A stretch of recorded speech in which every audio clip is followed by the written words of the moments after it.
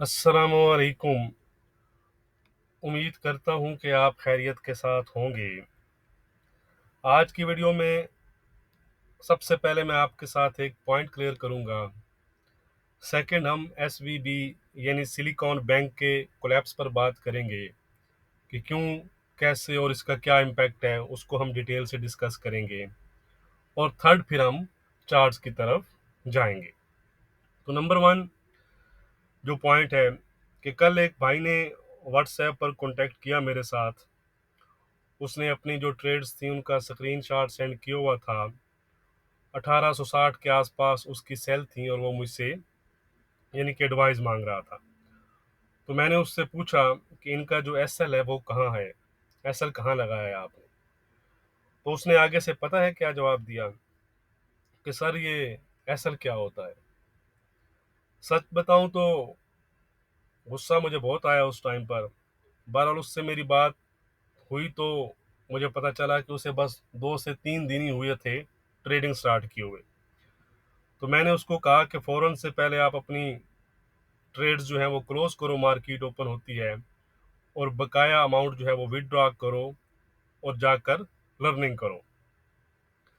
अता ना पता और आप कह रहे हैं कि लाइव ट्रेडिंग पर, लाइव अकाउंट पर आपने ट्रेडिंग स्टार्ट की हुई है। और मुझे ये भी कन्फर्म है कि वो ऐसा नहीं करेगा और 100% लॉस करेगा, फिर इस मार्केट और बाकी सबको बुरा भला कहता फिरेगा। इस बात को बताने का मकसद ये है कि अगर आप में से भी कोई सुन सुना कर आ गया है कि यहाँ बड़ी इजी मनी है और उसे कोई एक्सपीरियंस नहीं है, तो फ़ौरन से पहले वो इस मार्केट से क्विट कर जाए। याद रहे ये एक फाइनेंशियल मार्केट है, बड़ी सीरियस मार्केट है।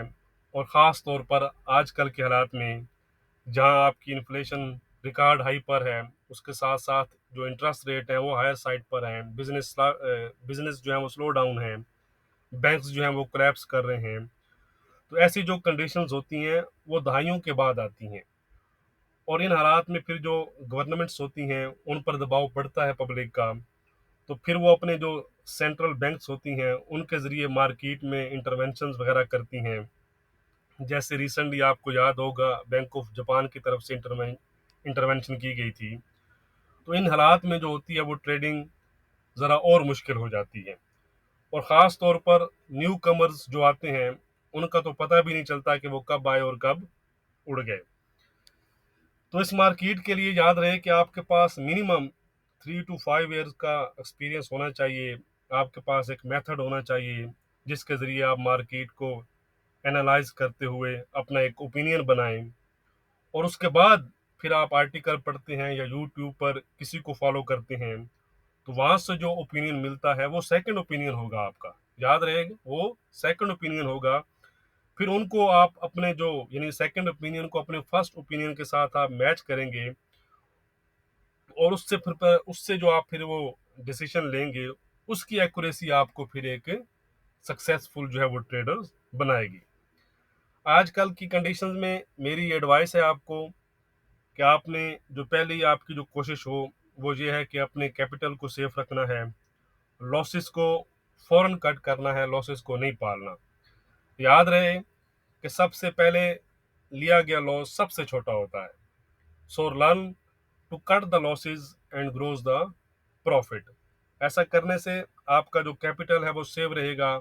और अगर आपका कैपिटल सेव रहेगा तो आप गेम में इन रहेंगे, और इन रहेंगे तो गेम को विन करेंगे। वरना बाहर बैठकर आप फिर दूसरों के लिए तालियां ही बजाते रहेंगे। चलें जी, तो चलते हैं हम। जो इशू है आज, हॉट इशू है एसवीबी इशू यानी सिलिकॉन वैली बैंक के कोलैप्स का। तो ये एक स्टार्टअप स्पेशलाइज्ड बैंक था। यूएस के 20 बड़े कमर्शियल बैंक्स में से एक था। और लास्ट ईयर एंड पर इसके जो असासे थे वो तकरीबन 209 बिलियन डॉलर के थे।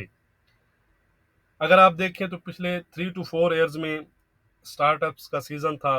और ख़ास तौर पर कोविड के टाइम पर काफ़ी स्टार्टअप जो थे वो न्यू स्टार्टअप जो क्रिएट हुए। तो इस दौरान इस बैंक में काफ़ी ज़्यादा डिपॉजिट हुए और इस तरह इस बैंक का जो था वो बैलेंस बढ़ता चला गया। इस टाइम पर फिर इस बैंक ने यूएस के ट्रेजरी बिल्स उसमें इन्वेस्टमेंट की, यानी यूएस के बॉन्ड्स में, और अपनी एक बड़ी परसेंटेज, तकरीबन आप कह सकते हैं कि 70% के आसपास की जो अपनी इसने परसेंटेज थी वो यूएस के बॉन्ड्स में इन्वेस्ट की।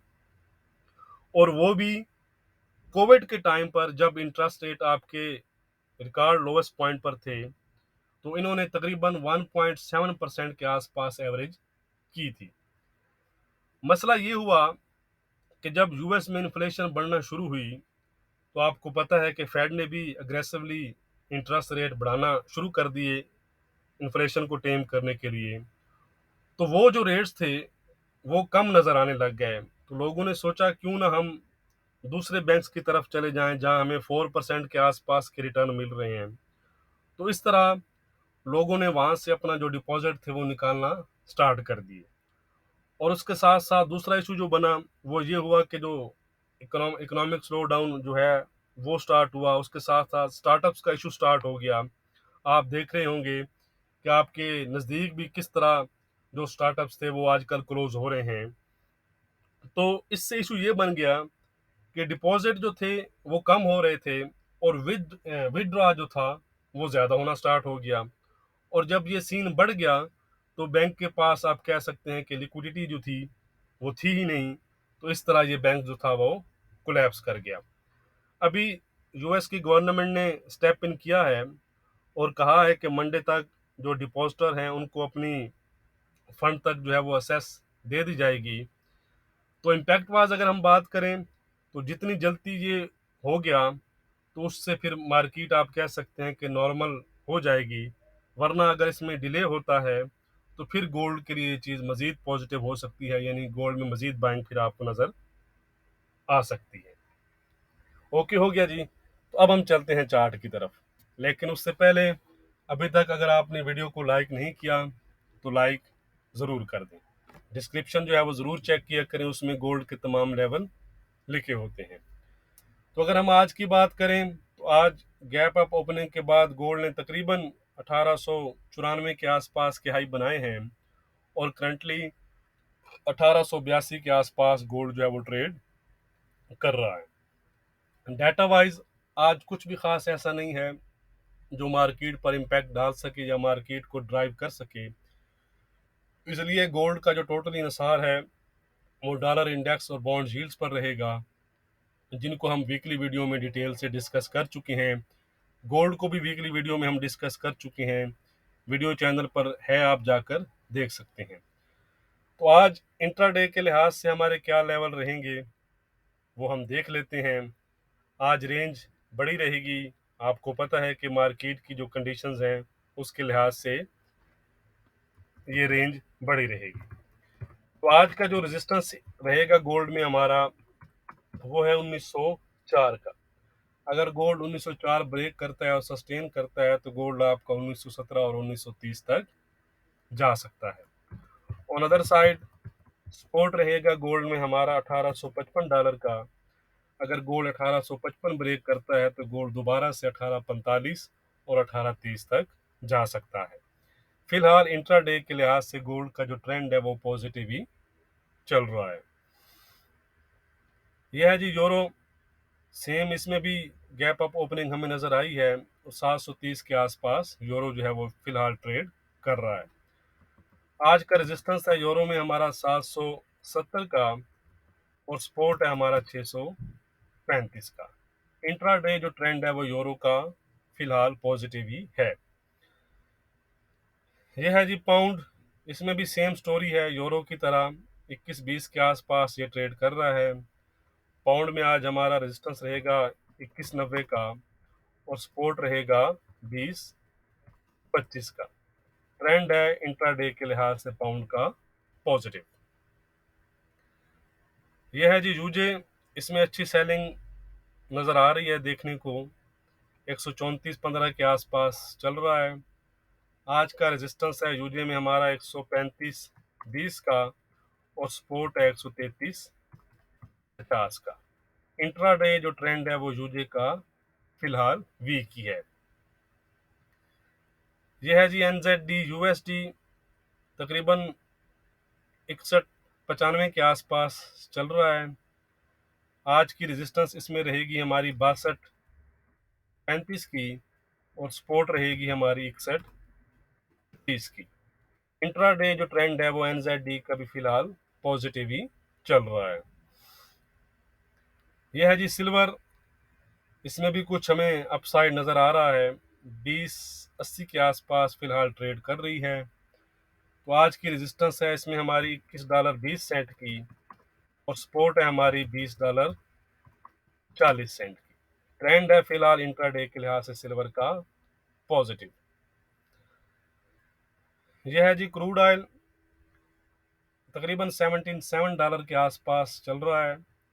आज इसमें हमारा रेजिस्टेंस रहेगा 17,780 का, और सपोर्ट रहेगा 7480 का। इंट्राडे ट्रेंड जो क्रूड ऑयल का है वो आप कह सकते हैं कि फिलहाल फ्लैट ही है।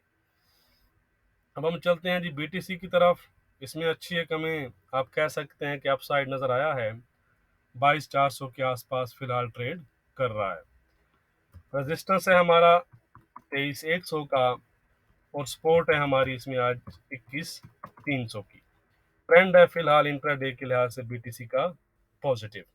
वीडियो को लाइक और शेयर करना मत भूलिएगा। बहुत शुक्रिया।